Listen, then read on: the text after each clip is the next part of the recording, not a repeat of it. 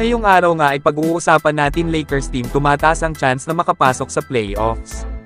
At pag-uusapan na nga din natin solid center and rim protector kinuha na ng Lakers. Ang Los Angeles Lakers nga ngayon ay nanalo kontra sa koponan ng Golden State Warriors sa score na 113-105. Kaya naman ang standing na nga nila ngayon ay 31 wins at 34 losses na. At sa naging laban nga nila kanina ay sobrang naging maganda nga ang panimulang quarter para sa Lakers team. Dahil nakalamang nga agad sila ng 15 points na kung saan nga ay nahirapan agad ang Warriors team. Subalit sa pagpasok naman ng second quarter ay naghapit nga ang Warriors. Nakagawa nga sila ng mga magagandang run dahilan para makadikit sila ng score sa Lakers team. At halos mag-all pa nga dahilan para matapos nga ang second quarter nang iisa na lang ang natitirang kalamangan ng Lakers.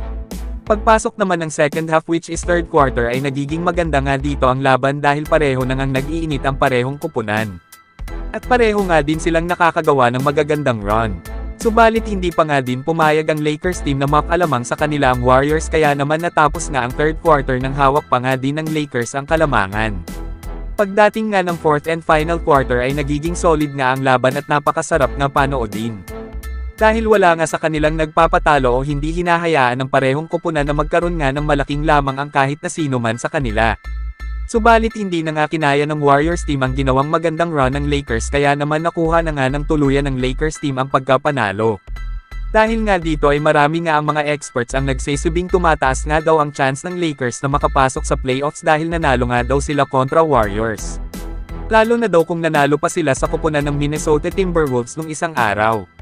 Magandang balita nga ito mga ka-big hoops na tumataas ang chance ng Lakers na makapasok sa playoffs.